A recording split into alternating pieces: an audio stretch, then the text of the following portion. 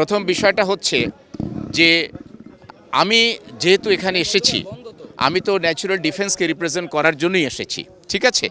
আমি এখানকার ডিফেন্সকে রিপ্রেজেন্ট করার জন্যই এখানে এসেছি। বাট যতক্ষণ পর্যন্ত আমি আনুষ্ঠানিকভাবে, কারণ আপনারা জানেন যে এই আইনের কিছু লিমিটেশন রয়েছে, এই আইনটা অন্য কোনো আইনের মতো নয়। এই আইনে code of criminal procedure 1898, evidence act 1872 যে প্রভিশনস, এটা এখানে অ্যাপ্লিকেবল না। সুতরাং এখানকার নিজস্ব 1973 আইন, 2010-এর আইন, 2011, 12, 13 যে অ্যামেন্ডমেন্টসগুলো রয়েছে, সেই আলোকে এখানে প্রসিডিংসটা কন্টিনিউ হবে।